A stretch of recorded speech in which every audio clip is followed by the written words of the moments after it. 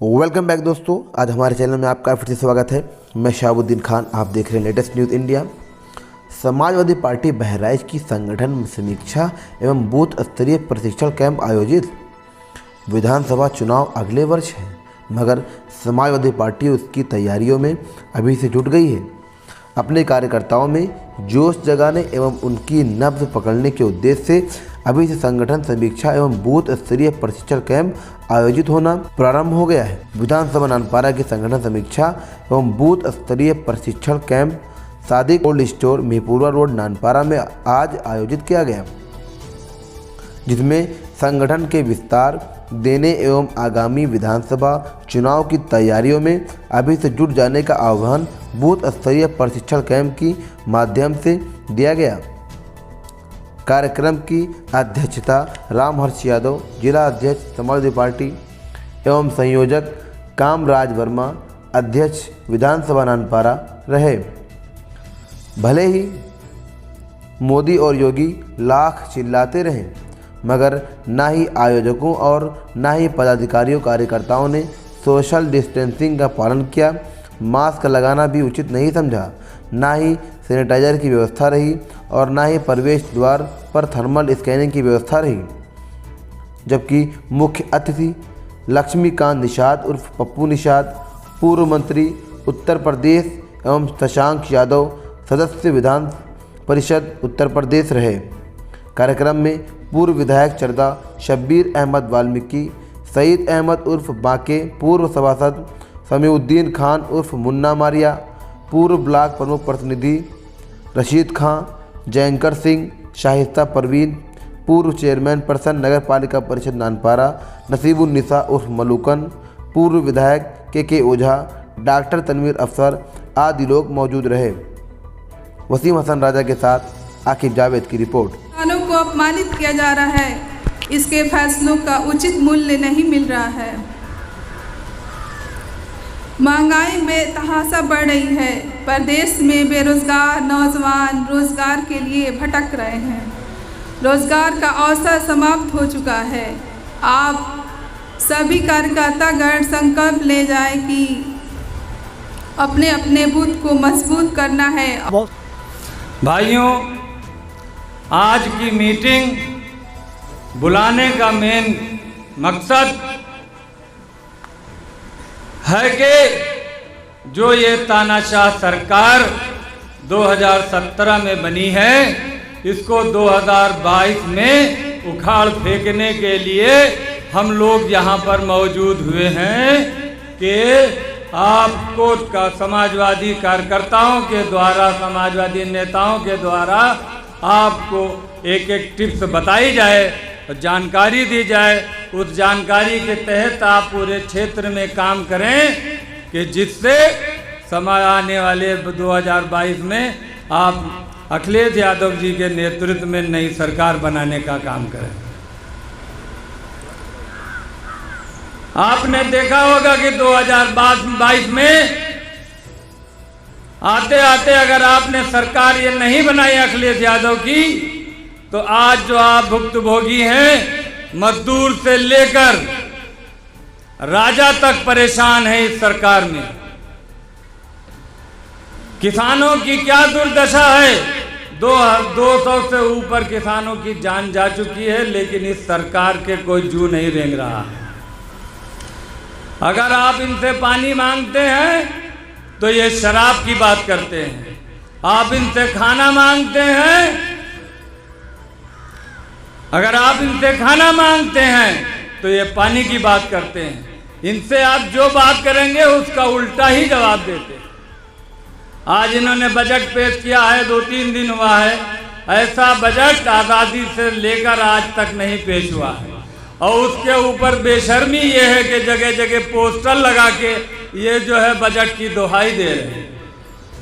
कुछ नहीं किया है इस बजट में, न किसानों के लिए न मजदूरों के लिए। किया किसके लिए है? जो 70 साल से ऊपर ज़ईफ लोग हो गए हैं, उनको इनकम टैक्स में छूट दी है।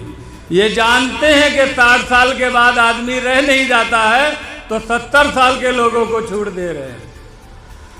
इनको नौजवानों को कैसे साधना है, इसके ऊपर कोई फिक्र नहीं। फिक्र है तो बस हिंदू और मुसलमान के बीच में खाई पैदा करो। बस इसके अलावा इन्होंने कुछ नहीं सीखा।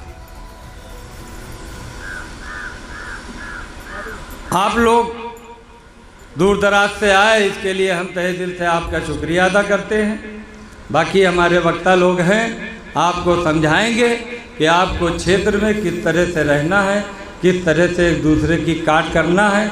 अगर आप संगठित नहीं हुए, अगर आपने ध्यान नहीं दिया, तो अभी तो ये तानाशाही इतनी पर रुकी हुई है, आगे ये इतने बड़े तानाशाह हो जाएंगे कि जो ये चाहते हैं कि जिस तरह रूस में आज 20 साल से तानाशाह राजा बना बैठा हुआ है, राष्ट्रपति जो है चाइना में बादशाह बना बैठा है, जापान में बना बैठा है तानाशाह, इस तरह ये चाहते हैं भारत की सरजमीन को भी बनाना। अगर आप जागे नहीं तो ये दिखाते कुछ और हैं, ले जाते कहीं और हैं। इसलिए आपको ये समझना होगा, हर आदमी को जागना होगा आने वाले इलेक्शन के लिए, और उससे पहले भी आप जागरूक अगर अभी से नहीं हुए तो फिर आपको इतना बड़ा नुकसान उठाना पड़ेगा जिसकी आपको ये अंदाज़ा नहीं लगा। 2012 से लेकर 17 तक अखिलेश यादव जी ने सरकार चला के दिखा दिया है, और दिखा दिया है आप लोगों को कि देखिए हम किस तरह से किसानों के और गरीबों के मजदूरों के हितैषी थे। आज इस सरकार ने न गरीबों के लिए कुछ किया है, न मजदूरों के लिए कुछ किया है, न किसानों के लिए कुछ किया। इसी के साथ मैं अपनी बात को ख़त्म करता हूँ। जय हिंद, जय समाजवाद, खुदा हाफ़िज़। हम लोगों के बड़े भाई जिले के अध्यक्ष श्री रामहर्ष यादव जी, आज के कार्यक्रम के मुख्य अतिथि श्री पप्पू निषाद जी, पूर्व मंत्री जी, और समाजवादी विचारधारा से पूरी तरीके से ओतप्रोत और लैस, जिनके साथ हमको बहुत काम करने का मौका मिला है, जिनकी बड़ी मजबूत विचारधारा समाजवाद के प्रति है, बड़ा चिंतन उनका रहा है, ऐसे नेता हम लोगों के बीच में बड़े भाई शशांक यादव जी MLC, और हमारे बीच में हम लोगों के नेता पूर्व विधायक, पूर्व लोकसभा प्रत्याशी बड़े भाई शब्बीर भाई के ओझा जी, और यहाँ जिले के अध्यक्ष नसीबुन्निसा जी महिला सभा की, यहाँ मौजूद सभी हमारे विधानसभा क्षेत्र के सभी सेक्टर प्रभारी, बूथ के अध्यक्ष, बूथ के कार्यकर्ता, सभी साथियों का दिल की गहराइयों से हार्दिक धन्यवाद देता हूँ कि आप लोग यहाँ प्रशिक्षण लेने आए हैं। साथियों, कहने को तो बहुत कुछ है, लेकिन चूंकि जो मकसद है, जो एक प्रशिक्षण शिविर का मकसद होता है, हमारे बीच में जहाँ शशांक यादव जी मौजूद हों, जिनकी समाजवाद के प्रति जो विचारधारा हमने अपनी, हिंदू बनते हो, हिंदू समाज में बगैर माँ बाप की मर्जी से जबरन पुलिस को लगा के जिस मनीषा वाल्मीकि के साथ में बलात्कार हुआ था, उसको तुमने रात में 2 बजे जलवा दिया। भाभी, माँ, बाप, भाई बिलखते रहे और परिवार को फंसाने की कोशिश की। मैं इस मंच के माध्यम से धन्यवाद अर्पित करता हूँ CBCID को, जिसने उल्लेख किया, फंसाया, खोल दिया राज्य उस महिला के साथ सामूहिक बलात्कार हुए। अरे आसाराम जैसे, चिन्मयानंद स्वामी जैसे लोग कहाँ हैं? हमारे में तो सीधे साधे मुसलमान, सीधे साधे हिंदू महात्मा ये लोग हैं। बहरहाल कार्यकर्ताओं, बड़ी जिम्मेदारी तुम्हारे को ऊपर। हम आज इस प्रशिक्षण का लगाऊंगा, कभी हम लोग आज हमारे मुख्य अतिथि लोग बैठे हैं, बारंबार उपाध्यक्ष जी की तरफ से आ रहा है कि समाप्त करें, लिख के भी दे दिया गया है।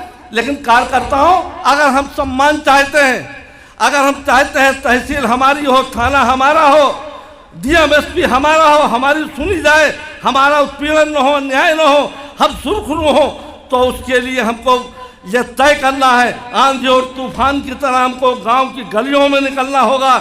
इनके इस हिंदू मुसलमान मंदिर मस्जिद की काट को रोकना होगा। राम हमारे दिलों में बसते हैं, ना कि हम चौराहों पे। राम के नाम पे भीख नहीं, राम में आस्था है। राम के नाम पे हम सब कुछ मांगेंगे, लेकिन अपने घरों में इस बात को हमको गांव-गांव में बस फिर इस बार ये काटने का कोई काम नहीं किए, नहीं है कुछ। केवल राम हिंदू मुसलमान, ये कैसे राम है? आस्था वाले इनके राम नहीं है। ये राम नाम के ऊपर पुलवामा, गोधरा जैसा कांड करवाते हैं, अहमदाबाद से लेकर दिल्ली तक दंगे करवाने का काम करते हैं। जो मुख्य अतिथि हैं माननीय शशांक यादव जी, माननीय लक्ष्मीकांत राज्य मंत्री जी हमारे, इनका खैर मकदम स्वागत, अभिनंदन करता हूं, बहुत बहुत धन्यवाद। जय हिंद, जय भारत, जय समाजवाद, जय मुलायम सिंह, जय अखिलेश यादव। अखिलेश यादव समाजवादी पार्टी जिंदाबाद। शशांक यादव लक्ष्मीकांत निषाद, शशांक यादव लक्ष्मीकांत निषाद, शशांक यादव अखिलेश। विचारक, समाजवादी, अब चिंतक कहना पड़ेगा, आदरणीय सभ्य। आज यहाँ नानपारा विधानसभा के प्रशिक्षण शिविर में उपस्थित वरिष्ठ नेता हमारे आदरणीय शब्बीर भाई, जयंकर भाई, मुन्ना भाई, जफर भाई बाराडीती साहब, हमारे अध्यक्ष जी, विधानसभा अध्यक्ष जी कामराज जी, निशा जी, नकीमुल निशा जी, राकेश निषाद जी, शाइस्ता परवीन जी, जफर साहब, गाजी साहब, राम भोलन जी, हमारे सांस्कृतिक प्रकोष्ठ के अध्यक्ष, और सभी सम्मानित साथियों,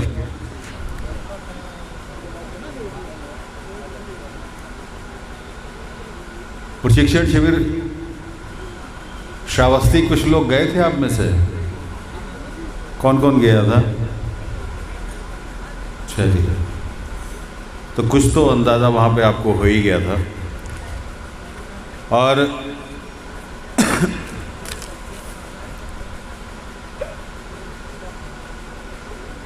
सियासी लोग हो आप लोग, ये जनता की मीटिंग नहीं है। यहाँ आपसे ही बात करनी है, क्योंकि ज़मीन पार्टी की आप ही को बनानी है। हम नेता लोग जिनको आपने बनाया है, मुद्दों को समझने की कोशिश करते हैं, आपके सामने रखने की कोशिश करते हैं। आखिरी फैसला तो आप ही का होता है ना। हम वोट तो नहीं डाल सकते। बाबा साहब ने जब संविधान बनाया था और संविधान जब लागू हो गया था, तो एक ही बात तो कही थी कि राजा अब रानी के पेट से पैदा नहीं होगा, बैलेट बॉक्स से पैदा होगा। अगर ये 5 साल में वोट देने का अधिकार आपको ना हो और एक आदमी एक वोट की कीमत ना हो, तो यकीन मानिए कोई झांकने नहीं जाएगा आपके दरवाजे पर। ये जो बड़ी बड़ी गाड़ियां आपके दरवाजों पर जाती हैं, ये प्रधान जी और चौधरी साहब और मौलाना साहब जो होता है, आपकी ठोड़ी पे जो हाथ लगाया जाता है, वो आपकी शख्सियत पे नहीं लगाया जाता है। जो आपके जो निशान उंगली का दबता है ना, ये उसकी ताकत है कि बड़े से बड़ा आदमी आपके दरवाजे पर गिरता है और गिरेगा। लेकिन आज खतरा आपके इसी वोट देने की ताकत पर ही पैदा हो गया है। और जब तक इस चीज़ को आप नहीं समझेंगे, तो आप कार्यकर्ता साथी हो, तो यही चीज़ आप अपने जहाँ जा रहे हो काम करने, वहाँ नहीं समझ पाओगे। आप जब एक इंसान के रूप में पैदा हो रहे हो, तो जिस घर में पैदा हो रहे हो वो आपके बस में नहीं, जिस जाति में पैदा हो रहे हो वो आपके बस में नहीं है, जिस धर्म में पैदा हो रहे हो वो आपके बस में नहीं, क्योंकि आपके पैदा होने के बाद वो मोहर लगती है आपके ऊपर कि आप फलां बिरादरी के, फलां धर्म के लोग हो। वो पहचान तो आजीवन आप पे लिपटी रहती है। लेकिन जिस समाज में आप घूम रहे हो, उस समाज में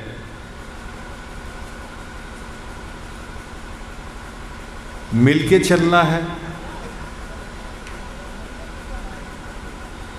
या गुंडागर्दी के दम पे, गुंडई के दम पे खाना कमाना है,